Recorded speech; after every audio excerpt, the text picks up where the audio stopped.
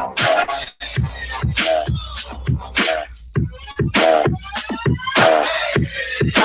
never before.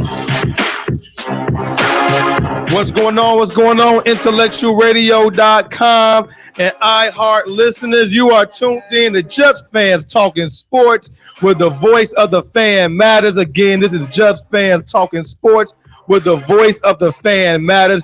I am your host, EJ. You can follow me live on Twitter at Sports with EJ. Again, that's Sports with EJ on Twitter. And always feel free to follow us on our Just Fans Talking Sports Facebook page. We have some things. We have some big things is going on just around the corner. Just be a little bit more patient with us. But for right now, I'll continue to follow us on Just Fans Talking Sports on our group Facebook page. It's an open group, a public group. Anyone can join that group. And we have a lot of fun conversations. And of course, one conversation that was dominating the last few days was the Kobe Bryant retirement. And in particular, his last game. And everyone who watched that game, who know, before I go there, it's kind of funny. I would say this is kind of funny that it was a great night for the NBA. I mean, you had the Golden State Warriors looking to break the Chicago Bulls 1995 and 96 record of 72, regular season record of 72-10. So you had that going on while Kobe Bryant's final NBA game was going on. And so so it was a great time to be an NBA fan. I know the NBA loved all the attention that that they were receiving on that night. The ratings were off, were through the roof, not off through the roof.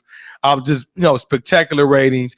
And you know what? It was well worth it. You had a legend going out, and then you had a legendary record that a lot of people never fathomed or never imagine at all that record could be broken. If it was going to be one record in the NBA that would never be broken outside of Wilt Chamberlain's 100-point game, because I would stand by the belief that record would never be broken. No one's ever scoring 100 points in a game again, in an NBA game. I don't ever see that happening. But that 72-10 record of the Chicago Bulls, which is so sacred. I mean, I wasn't hating on Golden State Warriors, but I didn't want to see them break the record. And I know people saying, records are meant to be broken, and, the game has evolved. It doesn't mean that the Warriors are better than the Bulls, that 95, 96 Bulls team, because that's no debate whatsoever. That Warriors team, in my opinion, doesn't make it. You know what? 5 games is the most. That series is going. Maybe the Bulls let them win a game, win game 4 or something, so they can close it out at home. But I didn't want it personally as a fan. It is okay. It's okay. I heard a lot of talk about people need to let it go. The Bulls record, let it go. I understand all that talk of letting it go and not holding on to it. But as a Bulls fan, it's okay to say I don't want to see that record broken. I did not want to see that record broken. Doesn't make me a Golden State Warriors hater. Doesn't make anyone out there who was rooting against the Warriors, who was rooting for the Warriors to lose, so they won't break their record. It doesn't make you a hater at all. It just makes you a loyal fan to your Chicago Bulls. And I didn't want to see the record broken, but congratulations to the Warriors. But think about this. You had the 72-10 record on the line, and more viewers, more fans, more people tuned in to watch Kobe Bryant's final game. Think about that for a second. There were more people interested or more people viewed in to watch Kobe Bryant's final game than the Golden State Warriors. There's no knock on the Warriors. It just, to me, it was just symbolic. It's a representation to show you how great Kobe Bryant was. So before we get into Kobe Bryant's on-the-court accomplishments, which we don't have to read the stats. I mean, they're out there. Everyone knows. Everyone knows about the Black Mama's historical impact on the game. On the game. Everyone knows all his on-court accomplishments, how great he was. There are people out there that's going to say things of the Colorado saga, the Colorado drama, which I'm not going to go into all that. Okay, we know that Kobe Bryant made a mistake in his marriage, which he owned up to. He maintained his innocence as far as doing anything criminal, and he was, in the law pretty much proved that he didn't commit a crime. But I'm not going to go into all that. Some people want to bring all that. That has nothing to do with what Kobe Bryant did on the court and what he meant to the game of basketball. And I would say this, even after that, because the NBA at that time was Kobe's league. I know Shaq dominated. I know Shaq dominated a lot. And but it was Kobe's league. It was Kobe's league. It was Kobe's league.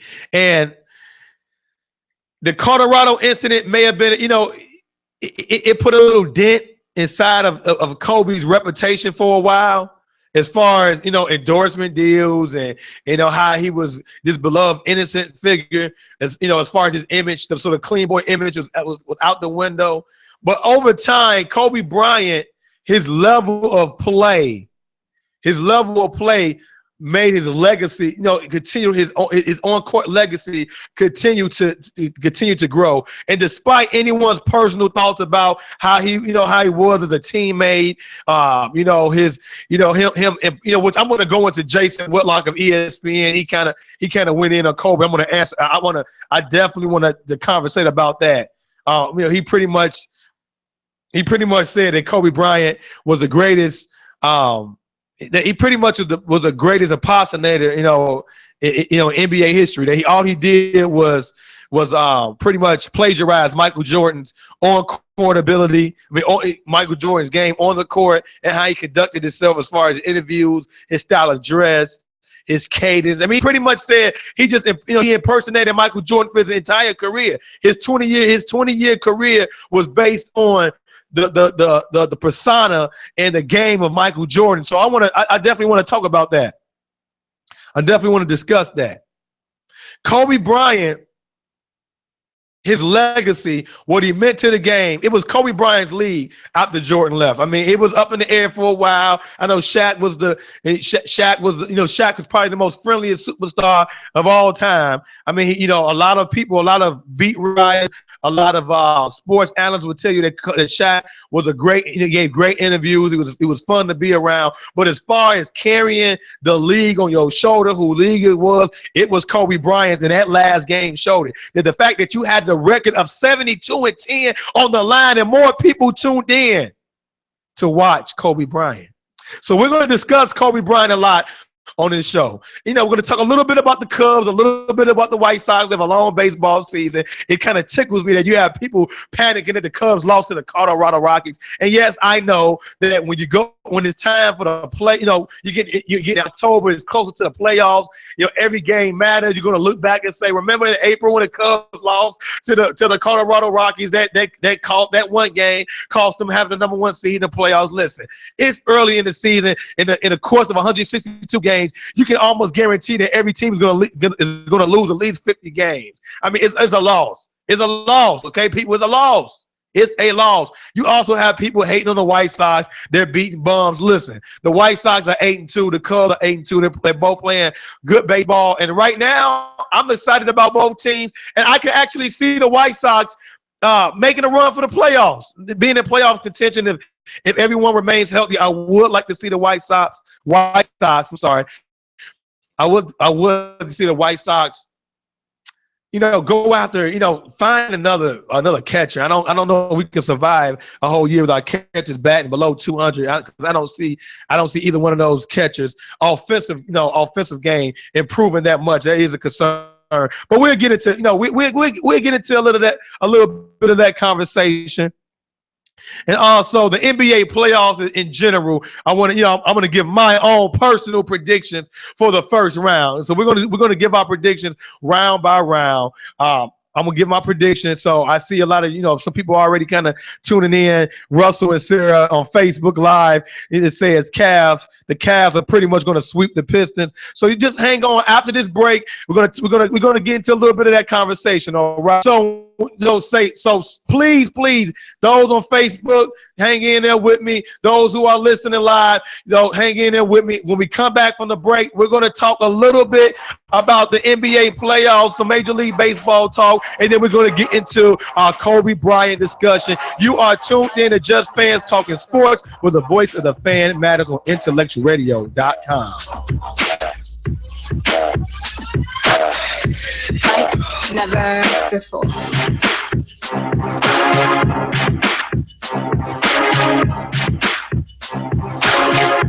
Like never before.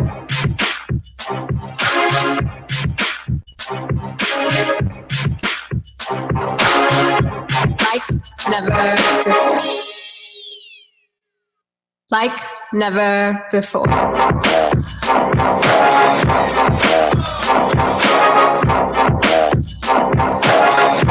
Like never before.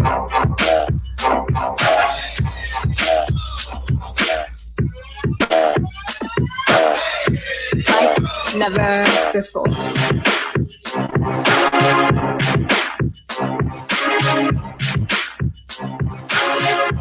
Like never before.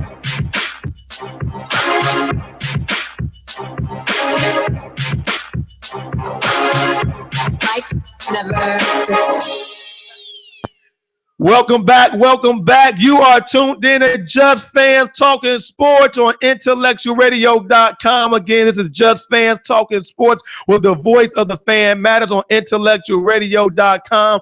Also, an iHeart Radio internet radio station. I am your host, EJ, and again, we're going to be talking about, spend a lot. The majority of the show is going to be about Kobe Bryant. We have to discuss Kobe Bryant. So get your Kobe Bryant ready.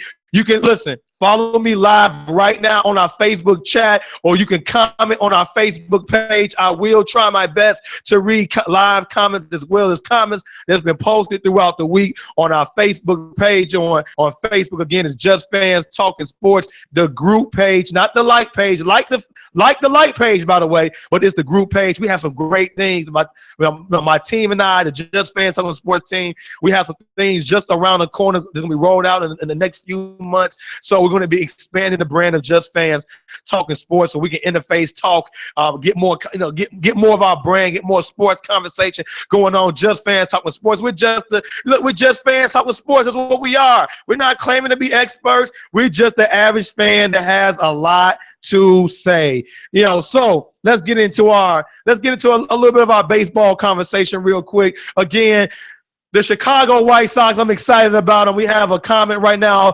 live on our Facebook page that says, talk about how Adam LaRoche tore open the team for something that had nothing to do with his son. I'm going to say this. I'm glad that drama is over. To me personally, Kenny Williams, yes, I agree with Daryl Calhoun on Facebook, on our Facebook comment, that Kenny Williams, he said that Kenny Williams pretty much learned the lesson in organizational management. That's true. The way it was, whatever was going on, the agreement, it was handled sloppy, but I like the way that Kenny Williams and Jay Reinsdorf pretty much, Rick Hahn, Robin Ventura, they pretty much met.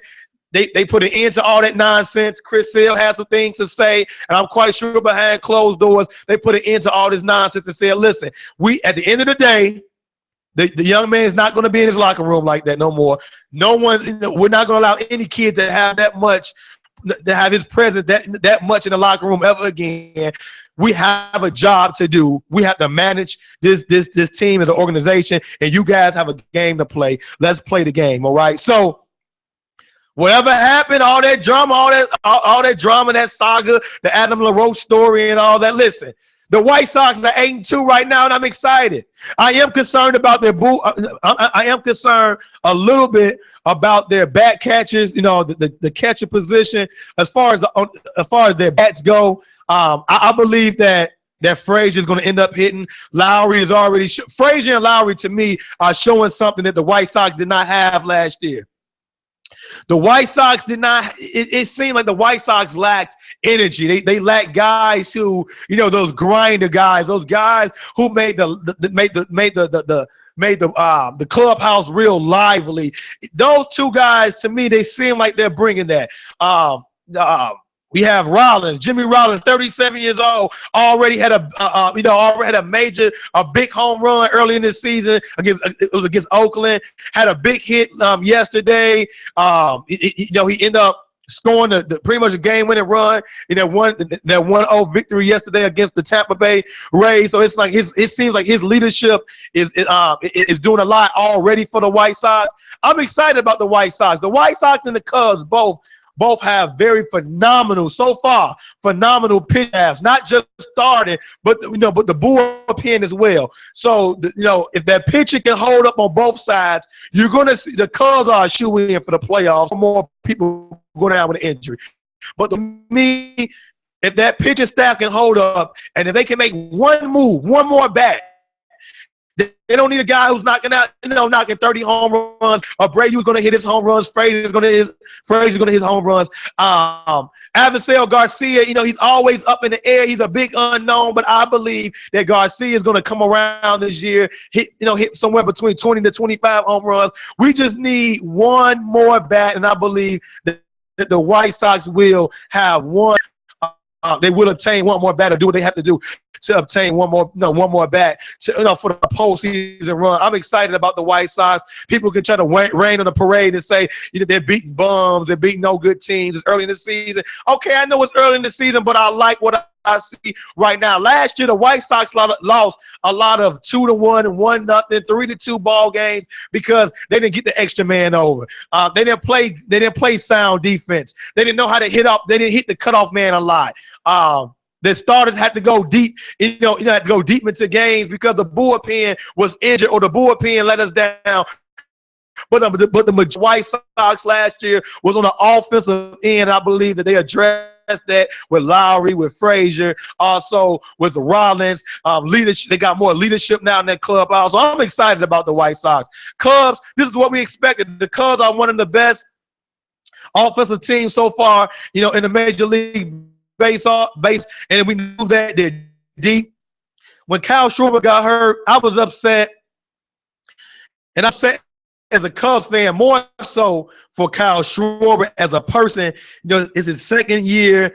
He has an ACL and an LCL injury. So for a young man to go through that is very more upset for him personally. But as far as the Cubs go, listen, Epstein and Hoyer, they built this team for long-term success. They're very deep, not just in the major league roster, but also in a minor league, a minor league roster. They have guys like McKinney, a guy that can come up. They want to bring up Happ. He can come up. Javier Baez actually got called up. So the White Sox, the Cubs are very deep. If it was a position that was going to get injured or have a loss early in the season, we can afford a hitter.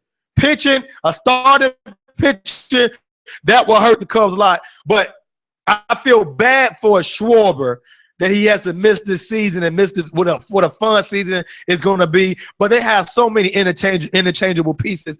With Zobrist and Zobrist can play in the infield. Chris Bryant is already showing he can play some left field. You can move around. You can move around. So Lear can move around. So they have a lot of pieces to play with. Baez, if he pans out, and he meets his expectations, it's another big bat. And the Cubs they show you that they're gonna put so much pressure on starting pitch, just pretty much on pitching staffs in general, the starters and the opposing starting rotation and the bullpen, because they go deep into the count. They're very disciplined. And like you said, when you got guys 1 through 8, they can knock the ball all over the field. They have a lot of versatility, in their offense. Addison Russell is showing that he can legitimately be a MVP contender. So this Cubs lineup is very scary, and they're so deep in their minor league system. I think they're I think they're number 3, number 4 ranked minor league system, that they can make a run for a big time pitcher, come playoff time if they need it, or to add another bat.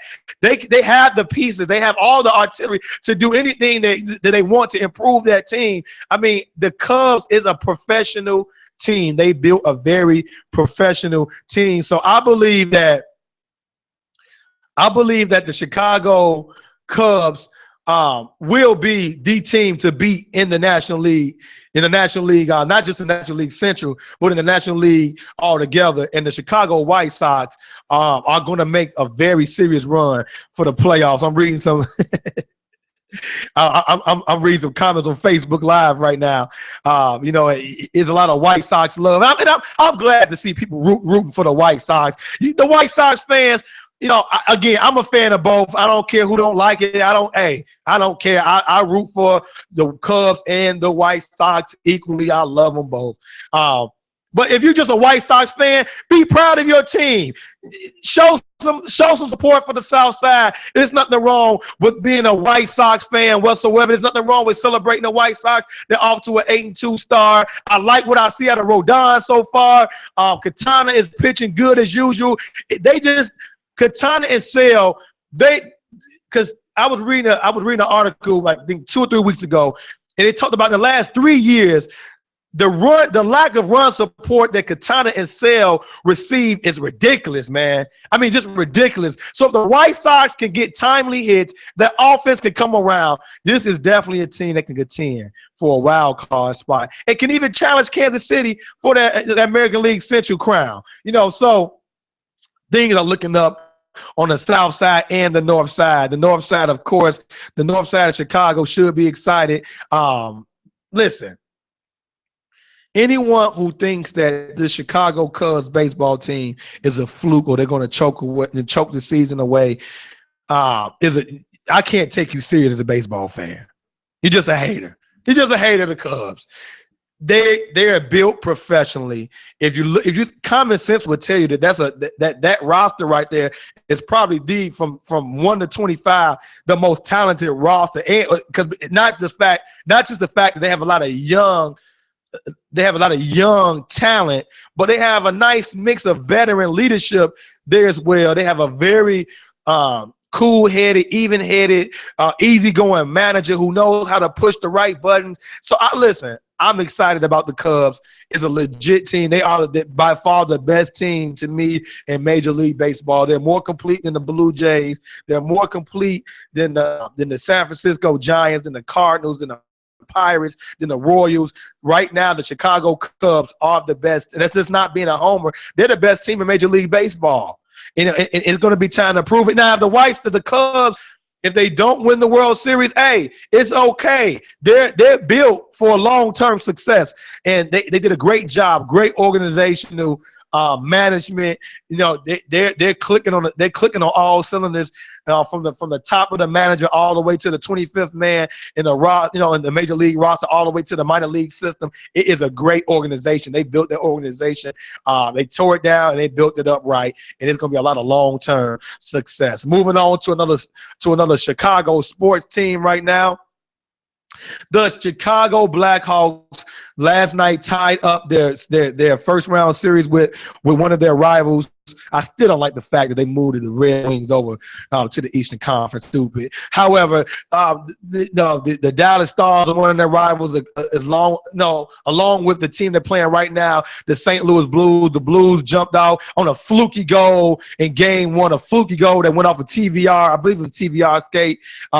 Went past Crawford for an overtime victory in a game in which the Blackhawks really outplayed the Blues that game. They didn't take advantage of some scoring opportunities, and it took them all. It took them, they went all the way to 7 seconds left in the second period to score a goal against the St. Louis Blues, which Duncan Keith, who had a 6-game suspension, which really was a 6-game vacation for him. Duncan Keith is one of the top 5 defensemen in all of the NHL. He can do it all. Of course, he's a great defender, but he also the scoring threat. He scored the game-winning goal. Also assisted the rookie Panarin on the go, on the go-ahead goal before The go ahead goal in the to close the third goal to close the game out.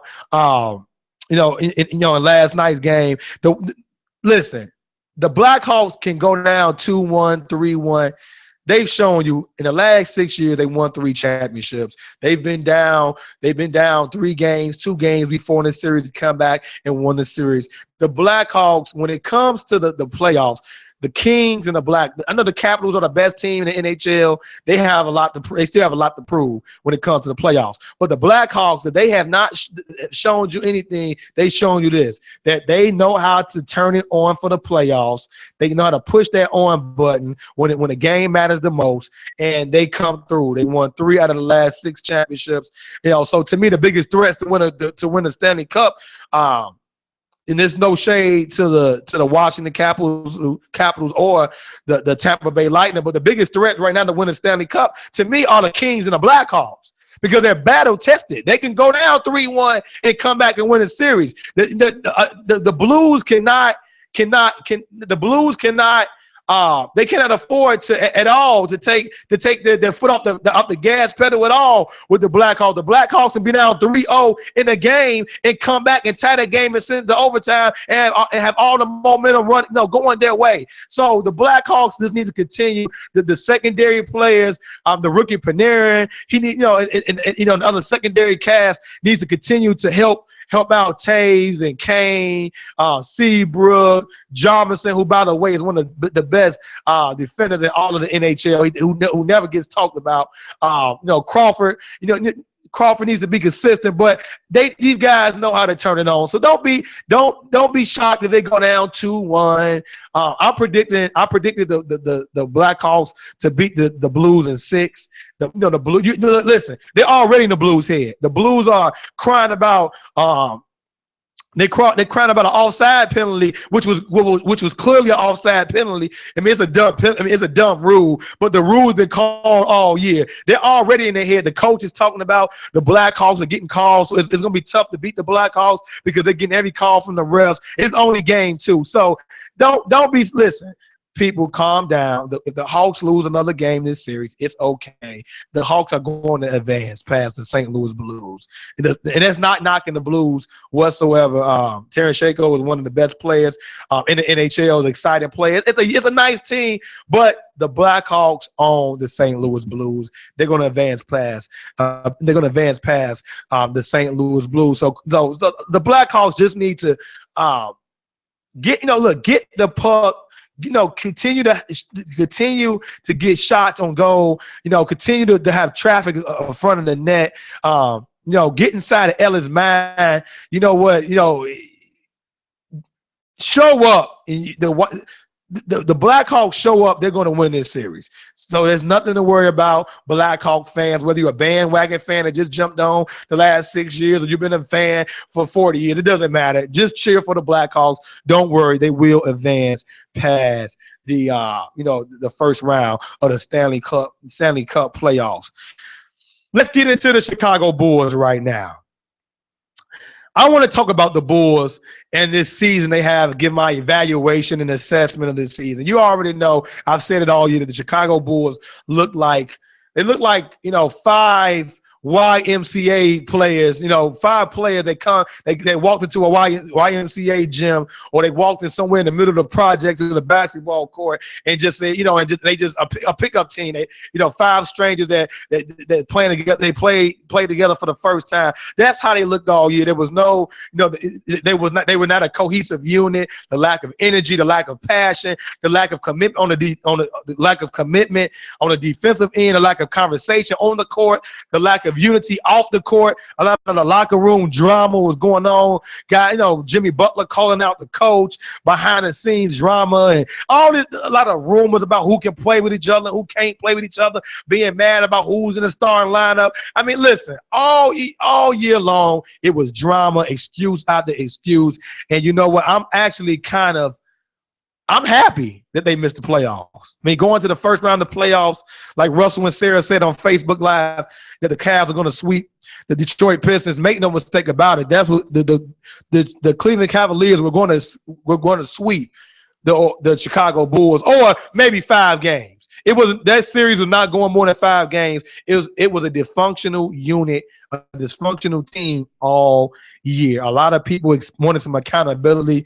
I know in their closing season press conference, the John Paxson, the guard foreman, addressed the media, and they pretty much talked about how accountability was thrown around a lot. A lot of people expected the Bulls, someone to get fired, someone's job to be on the line, and if we follow the Bulls closely, we knew that wasn't going to happen. But I do believe that based on what Paxson and Foreman said, they pretty much didn't hold nothing back. They pretty much said, guys need to stop talking about leadership.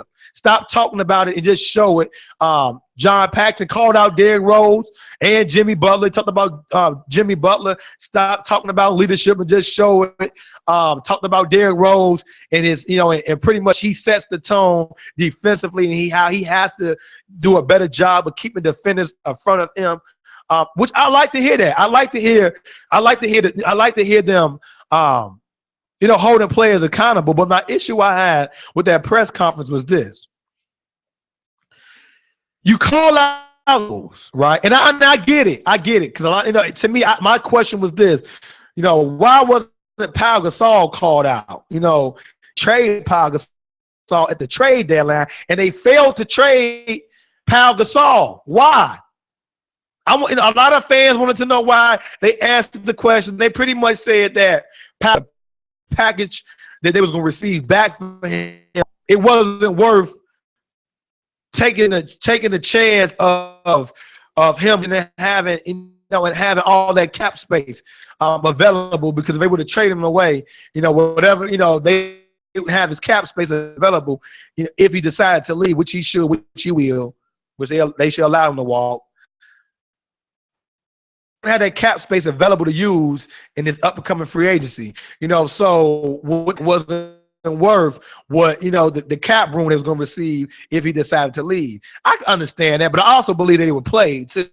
I don't know, probably privately gave them some type of hint that he wanted to stay so he wouldn't be traded to Sacramento because he didn't want to play there. And he knew he was going to leave anyway. But if you're going to call out Derrick Rose, why not call him? Because Pau Gasol talked a lot about this team being immature, which, okay, I get that. How they won, they weren't a cohesive unit. They lacked energy at times. Yes, they were an immature team at times. Yes, I get all that, Pau Gasol. But he also talked about how they was not committed on defense. They wasn't ready because they wasn't ready to commit on defense teams, which Pau Gasol put up good numbers next year and put up some more good numbers. He may go to San Antonio, Oklahoma City. Who knows if he's going to go somewhere, Cleveland, maybe give him a cheap ring with Golden State. I don't know. He may go somewhere to help him. He's going to go somewhere to help him win a championship, add to his Hall of Fame, to add on to his. However, there were many nights where he put up good numbers offensively, but he did not show up defensively at all. There were times when we had to question Pau Gasol's defensive ability, his defensive effort. So if you're going to call out, why not call out Pau Gasol? Conference. You mentioned Jimmy Butler. Okay, in hindsight, it rubbed people the wrong way in the organization, in that locker room. Some fans, they acknowledge that Fred decided what type of coach he wants to be. They called him out. But why wasn't Pau Gasol called out? Jimmy Butler called out. But why not Pau Gasol? Why did he receive a pass? To me, he was the issue in the locker room. And I was a Pau Gasol fan. I'm a Pau Gasol fan. But to me, this was an entire team effort. This entire team disappointed. Pau Gasol was himself. So is it time to blow up the Bulls? I still believe. I believe about Jimmy Butler being traded to Boston or Orlando LA may be interested in Jimmy Butler. Who knows if these rumors are true or not. To me, unless you're getting a lot back for Jimmy Butler, I'm not trading him. Jimmy Butler's going to have to learn how to work it out with Fred Hoiberg, which I believe in their exit interviews that John addressed that. But to me, trading Jimmy Butler away is not the answer. Who's going to trade? He's owed $23 million next year. He's always a question mark as far as his health goes. His health is concerned. So what team is realistically going to trade for Derrick Rose? So that's out the question. There's no point in mentioning Derrick Rose unless someone's going to be a fool to trade for Derrick Rose. He's just too big of a question mark. Those two need to go ahead and take like their little sabbatical that they plan on doing. They plan on working out together. It'll be good for the team. The Chicago Bulls, in my opinion, re-signed Joakim Noah because it was obvious. Noah, him, because Mirotic is not for in the league yet. He's not ready. They sacrificed too much of defensive ability to fit Fred Hoiberg's system. Now, I'm not one of just putting this all on Hoiberg. Hoiberg was dealt a bad hand. And by the way, if Tom Thibodeau, and I agree with you, Marcus Calhoun says if they had time, Gasol's the champion is trying to help them.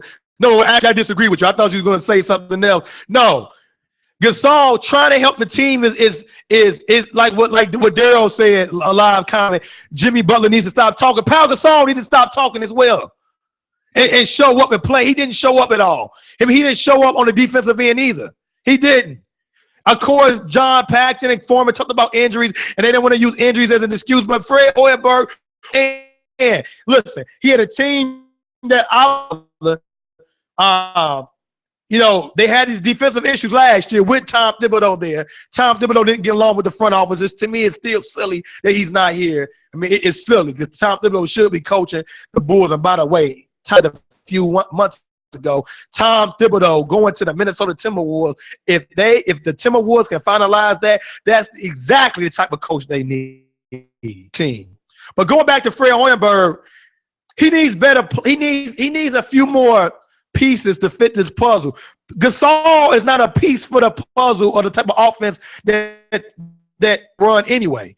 That's the first thing. Two, Butler and Rose playing together in the summer, working out together is going to be great.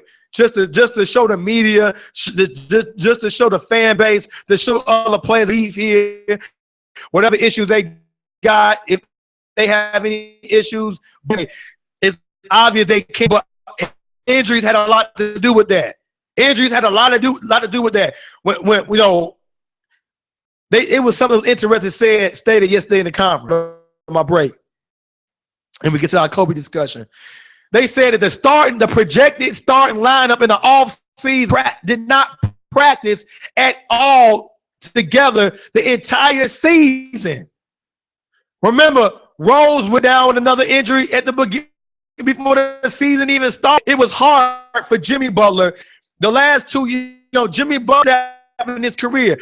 But it's been when Derrick Rose, at the expense of Derrick Rose being injured, and when they come together to play, then Butler get injured, then Rose is injured, and then Noah's out for the year, then Gibson is injured, Mirotic is injured, Dunleavy is injured, McDermott was injured. I mean, each one more was injured. I mean, everyone was injured in the team, so injuries had a lot to do with it. I just think it's time not for them to blow up. Hopefully they can be healthy. Gasol needs to walk. He's going to walk. Let him. I would like to see Hassan Whiteside. To me, the Miami center coming over to the Bulls, that's a great pickup right there. I would spend money on that guy. Drummond of Detroit, I would spend money on that guy. Maybe make a run at Harrison Barnes to play the 3. I don't know if DeMar DeRozan. If he does, he's probably going into LA. But Harrison Barnes of Golden State, he's probably going to be tired of playing 3rd, 4th, 5th fiddle. Harrison Barnes, if he had the opportunity to be maybe not the man, but a second or third piece, a second or third option, which he could be on the Bulls, I would throw money at Harrison Barnes. They're going to be a lottery. They're going to have a lottery pick. Hopefully the Bulls get lucky again, and like they did with Derrick Rose 6-7 years ago, and get the top pick or get a top 3 pick. That'd be wonderful.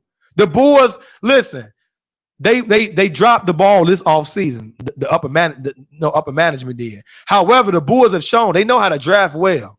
No team drafts perfect, but they draft very well. So I'm actually excited about who they pick. I'm excited about Bobby Portis. So we have some pieces to build around.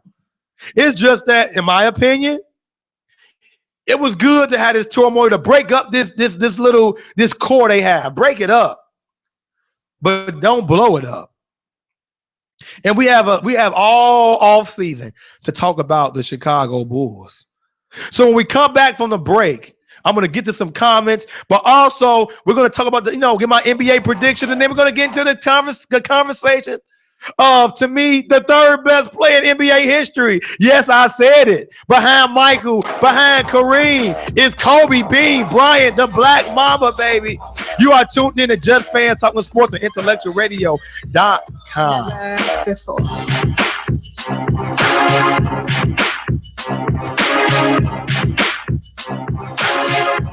Like never before.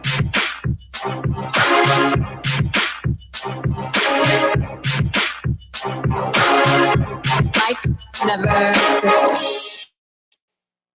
Like never before.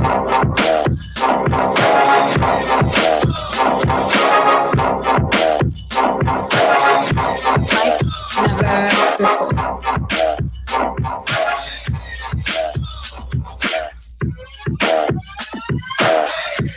Like never before.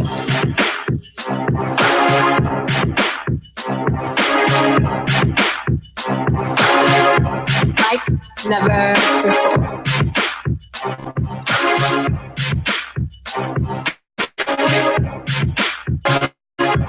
Like never before. Like never before.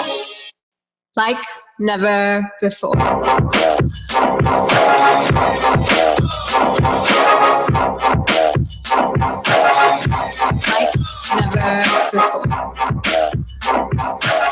Welcome back to Just Fans Talking Sports on IntellectualRadio.com.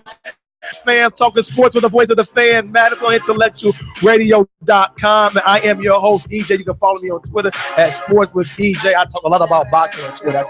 I do. There's a lot of boxing. I will have another Twitter feed coming up soon. So keep your ears open, keep your ears and eyes open to that, as well as some other exciting news we have with Just Fans Talking Sports, the brand, soon.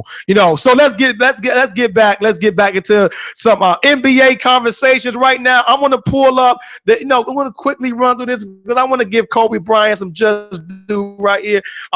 Let's go to this NBA playoff bracket right now. We're going to start in the Eastern Conference, and the number 1 seed, the Cleveland Cavaliers, against the Detroit Pistons. My prediction, I saw earlier that Russell and Sarah, they predicted that the Cavaliers will sweep the Pistons. I'm not going to go sweep. I believe that it's going to be close under 5. Did you know that LeBron James he's never lost the first round playoffs? And his record in the first round is just off the charts. It's crazy. LeBron James, and I know the Pistons and the Cavaliers this series this year. LeBron James the Cleveland Cavaliers will defeat the Pistons in 5 games. The playoffs is a whole nother season, and the Pistons not ready for that. They have one of the best pick and roll combinations in Reggie Jackson and Drummond in the entire league, but they're not. LeBron James, they're gonna advance. They are. There's no point in you having a conversation about it. The game is going on right now. The Raptors, the number 2 seed Raptors against the 7 seed Pacers. I believe the Raptors are going to win that series in 5 as well. Atlanta Hawks and the Atlanta Hawks and the Boston Celtics. I'm going to pick Boston in 6. I'm going with Boston in 6 in that series. And then the Miami Heat and the Charlotte Hornets, I'm going Miami in 5 in that series. Going over to the Western Conference, and again, we have all playoffs to break down the series, but I want to get to the Black Mama conversation. And yes, William, I'm going to argue with you on that one. Okay, Wilt Chamberlain, we can't just overlook Wilt Chamberlain historically. He's the second best player in NBA history, just like Michael Jordan to me is a shoe-in, lock-in for number 1. Not Wilt Chamberlain, Kareem Abdul-Jabbar. I'm sorry, not Wilt Chamberlain. Kareem Abdul-Jabbar is the second greatest player. He's a lock. Is second great. The most unguardable shot in NBA history. That sky hook, 6-time NBA champion. We can talk about that for days and days and weeks and years until the end of life. The best big man ever to play the game. He is the second greatest player in NBA history. But we'll get to that. We'll get to that. Of course, the Golden State Warriors are going to sweep the Houston Rockets. I'm going sweep. I'll be surprised if we get the 5. They're going to sweep them. Spurs are going to take out the Grizzlies in 5. I'm excited. To me, the most exciting first round matchup is going to be the 4-5, the Clippers and Blazers. That's going to a game 7, and I believe that the Blazers are going to defeat the Clippers in the 7-game series. Oklahoma City Thunder would defeat the Mavericks, and I'm going to go 5 in that series as well. So those are my predictions for the first round right now. I have Oklahoma, I have Golden State, I have the Spurs, Oklahoma, and the Trailblazers all advancing. I have the Heat, the Cavaliers, the Boston Celtics, and the who am I missing? I'm missing somebody. The Heat, the Cavaliers, the Celtics, and the Raptors. I have those are my predictions moving on past the first round. Now let's go ahead and let's get our conversation started right now. Kobe Bryant. His last game. Now I've read some articles. I've read some comments about Kobe Bryant being the biggest gun in NBA history, the most overrated player in NBA history, which is ridiculous. He's a selfish player. Jason Whitlock we talked about that earlier. Whitlock pretty much saying his ego destroyed his ego and his narcissistic ways destroyed the franchise of the Los Angeles Lakers, and that's the only point that I somewhat agree with. I'm not saying destroyed it, but I believe this last few years that Kobe could have gave the Lakers a little hometown, a little career discount, hometown discount, took a little bit less money to get some better players so they can at least compete for the playoffs. All right. But with all that being said, everything else he said was ridiculous. Talking about he's the greatest impersonator, in NBA history. He mimicked Michael Jordan for 20 years. He's pretty much nothing but a glorified gun. I mean, there are other glorified guns that we put up in this all-time stat. I mean, Wilt Chamberlain wasn't passing the ball that much in himself, right? He scored 100 points in a game. Look at his average. Wilt Chamberlain shot the ball a lot. There are a lot of greats that Michael Jordan shot the ball a lot. Kobe Bryant, he did mimic the career of Michael Jordan. So what? Matter of fact, can you cue up the man stop it? Because that deserves a man stop it. So what? He mimicked Michael Jordan. I mean, LeBron James. Well, first and foremost, there's not too many players who say they didn't pattern the game after Michael Jordan. Kobe Bryant just perfected it. So this goes out to everyone, especially Jason Whitlock of ESPN. I'm sorry, not ESPN. I keep saying it. I'm sorry. I apologize. Formerly ESPN. He was on the Herd. He was filling in for the Herd that day when he made them silly comments about Kobe Bryant and his legacy and all of that. So this goes out to everyone who agrees with Kobe Bryant being overrated and nothing but a glorified gun and just an impersonator of a mimicker of Michael Jordan. Man, stop. Man, stop. One more time. Man, stop it. Stop it. Just stop it. Listen, Kobe Bryant, yes, he shot 50 times in his last game. After the press, you heard it. You knew what was going to happen. They kept feeding him the ball. Listen, I know Michael Jordan. Michael Jordan should have went out with the Game 6, Utah Jazz, closing them out. The shot. That's how he should have ended his career. But he ended up playing with Washington. His last game was 15 points. I still think that Michael Jordan overall, of course, is the better player. That's we're not gonna argue that.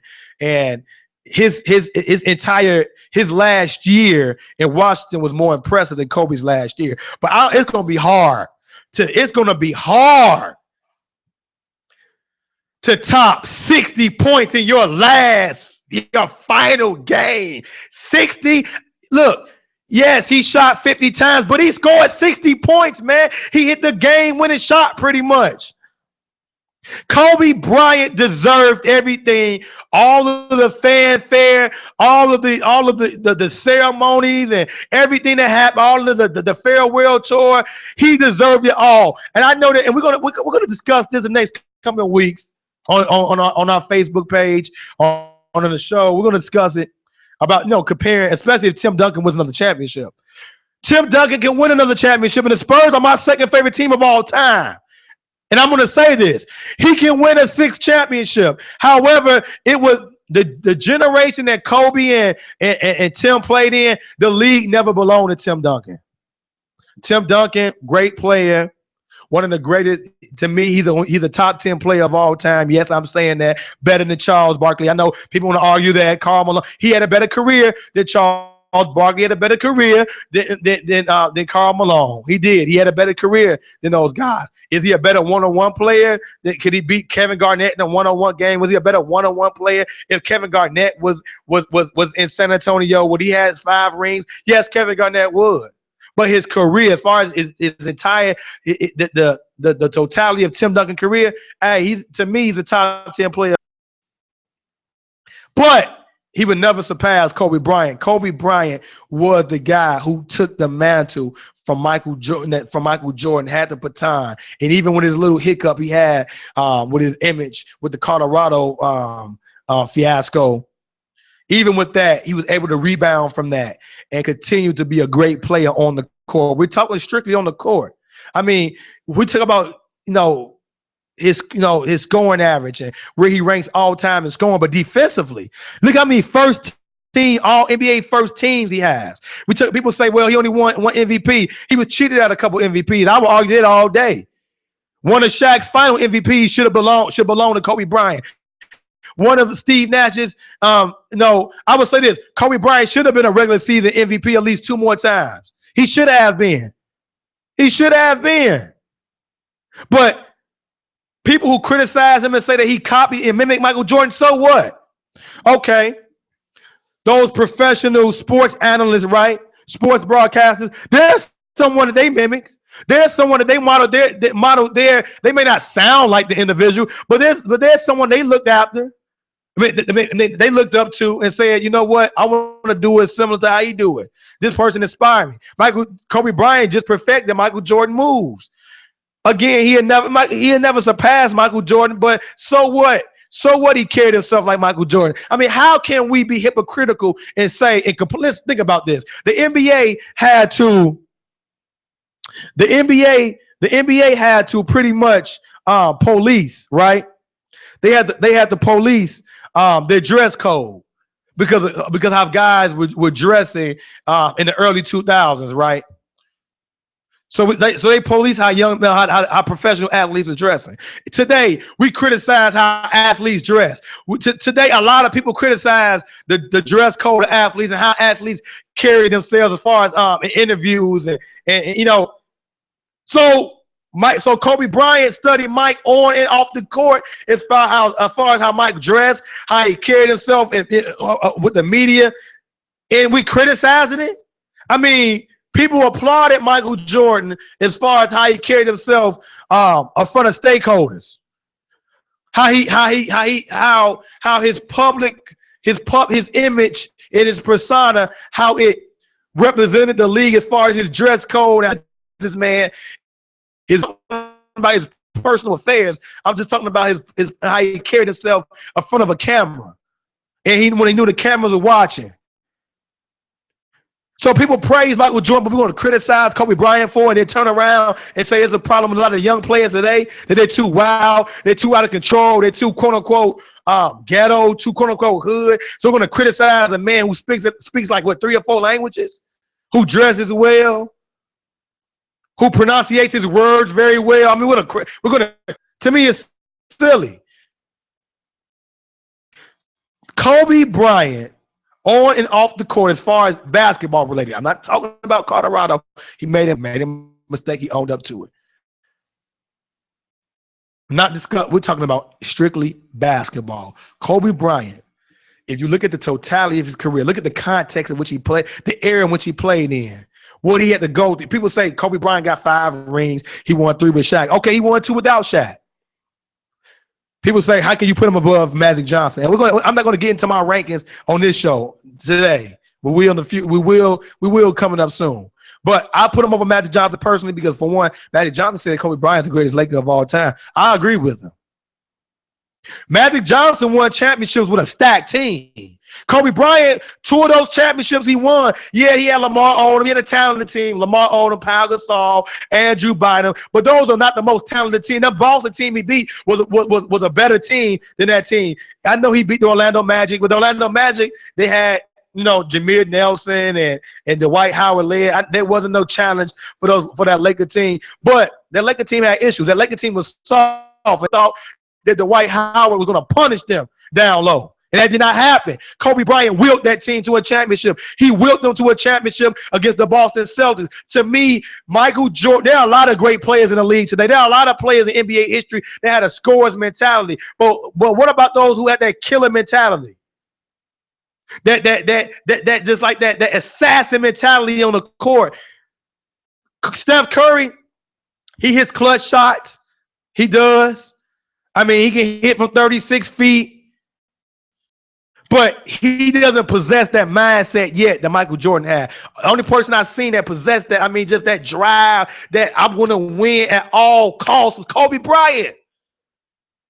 Kobe Bryant. It was his lead. We never know what would happen if Anthony Hardaway never got hurt. Grant Hill, to me, Grant Hill was on the cusp of being right. Him and Kobe would probably been neck and neck, or it probably would have been Grant Hill's league. Grant Hill, to me, he was that next superstar. We'll never know that, but Kobe Bryant, was on both. People feared to play Kobe. And I will argue this. Yes, Shaq had a lot. Yes, Shaq was the man, the most dominant center of NBA history. Yes, 7'2", over 300 pounds, muscle, the big guy. But Shaq had a kryptonite. The end of the game, you hack him, he's gonna miss free throws. He would get his 35 points. I'm not raining on Shaq parade whatsoever, because Shaq is a top 10 player of all time. Yes, I said it. But Shaquille O'Neal, he won championships too because of Kobe. It's just not just Kobe won because of Shaq. There were times when the game was on the line, the ball was in the hand of Kobe Bryant, and he closed out the Portland Trail Blazers. He closed out the San Antonio Spurs. He had a closing mentality that we have not seen since Michael Jordan. Steph Curry got work to do before we compare him to Kobe Bryant.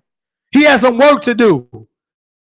Kobe offensive end, but also the defensive end. Kobe would guard the 1, 2, and 3 if necessary. I remember watching Kobe play against the phenom LeBron James when everyone said this is an unstoppable force. He locked LeBron James up at times when they played head-to-head in games.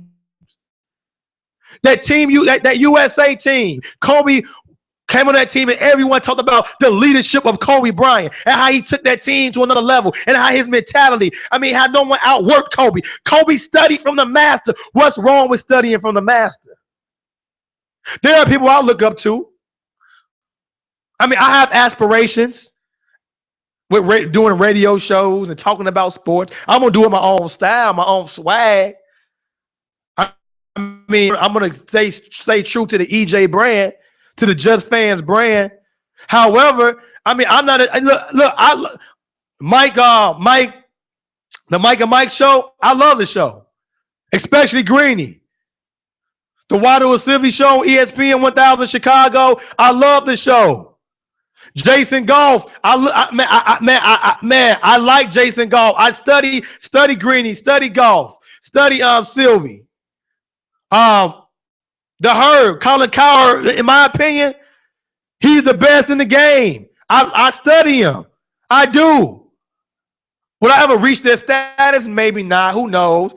Who knows? Maybe not. I don't know. But I study him. There's nothing wrong with studying someone who's great at your craft. What's wrong with it? We listen. We probably tell our kids they need to know. Look up. Find a good role model to study behind, right? We tell our kids, you want to play the game of basketball? Look up to this guy right here. What's wrong with it? There are people right now that's telling their kids, okay, you gotta learn how to dribble and shoot like Steph Curry. You gotta put in the work that Curry put in. So what's wrong with Kobe saying that he idolized Michael Jordan?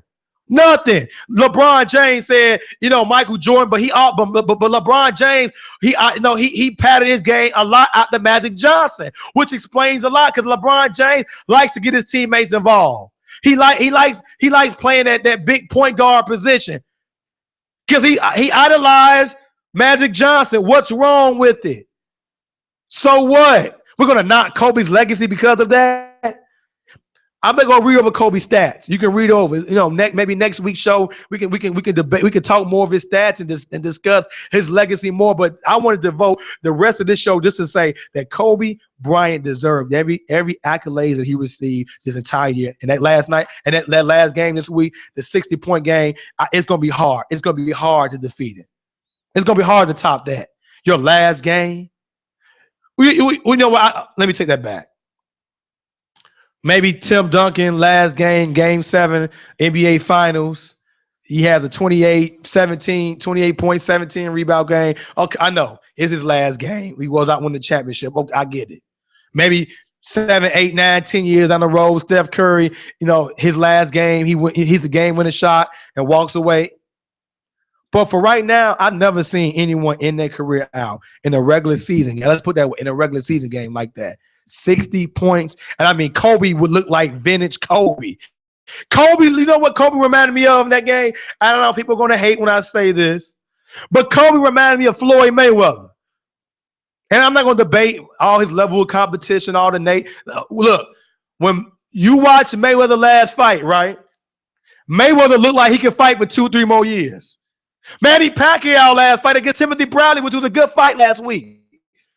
Manny Pacquiao looked like he could fight at least 2 more fights at a high level. That's how Kobe looked. And Kobe put it all to bed. He said, no, I'm not coming back. Kobe Bryant deserved it. He deserved it. William, I see your post right now. Stephen A. Smith, yes, I study Stephen A. Smith. Mike North, yes, is another one. I listen to Chicago Sports Radio. I love it. My Uncle Duro put me on the Chicago Sports Radio, by the way. So props to you. But yeah, that's a great point. The Boys and Bernstein show, hey, they get on my nerves a lot with a lot of but you know what? They're great at what they do. They great at what they do. And I take a little bit and I try to perfect what I do, but add my own style to it. But yes, I listen. I can't forget about Lawrence Holmes. I love Lawrence Holmes, Jay Hood, love those guys, man. I love listening to them and studying them. I actually listen and study. I study them like Kobe studied Mike. That's what legends do. I'm gonna get to some of these comments before we end our show. People want to talk about the ranking of Kobe Bryant. We can't cover that. I only got 2 minutes left. I can't cover it all right now. But I would just say this. I had Kobe Bryant. I'm going to say my list is going to keep changing. Okay, it's going to keep changing. I'll put it out there. But I had Kobe Bryant originally at number 7 on my list. But I started to look at it. I said, wait a minute. And hear me out, people. And I'm going to close the show with some controversy. And we're going to pick up on this next week. And throughout the week, on Facebook, let's chop it up. Call me out. I'll debate you. Larry Bird, Magic Johnson, what they did for their era was phenomenal and great. But to me, Kobe Bryant was a more complete player than both of those guys. Oscar Robertson, great things. He averaged a triple double, but Oscar Robertson's career does not stack up at all, nowhere near the career of Kobe Bryant. Kobe Bryant would be dominant in their era like he was dominant in this era. I would say that 100 times out of 100. Yes, 100 out of 100 times I would say that. Kobe Bryant, right now, in my opinion, Michael Jordan, Kareem Abdul-Jabbar, Kobe Bryant. Third greatest player of all time, in my opinion. And I know he missed a lot of shots, so did Michael Jordan. He lost some finals. I know Jordan. That's why Jordan #1. Bill Russell. I mean, like I said, we can discuss this, in coming weeks. To me, Bill Russell, he's a top 10 player of all time. But I'm, it was only about 10 to 12 league teams in the league. His level of competition was not at the level of competition Kobe Bryant was. Kobe Bryant, better two-way player. Kobe Bryant, yes. And if he falls off the list, off my personal list of 3, it's not gonna be anytime soon. He won't be lower than number 5 on my list. And I know it's a great way to end the show, right? So tune in to Just Fans Talking Sports throughout the week on our Facebook page.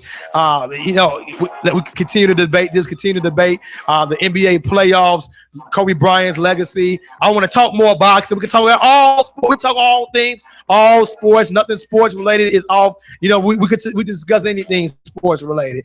Check us out on Just Fans Talking Sports, our Facebook group page. Check me out next week on IntellectualRadio.com. Again, this is EJ representing Just Fans Talking Sports with a voice of the fan matters on IntellectualRadio.com. Also on iHeart Radio station.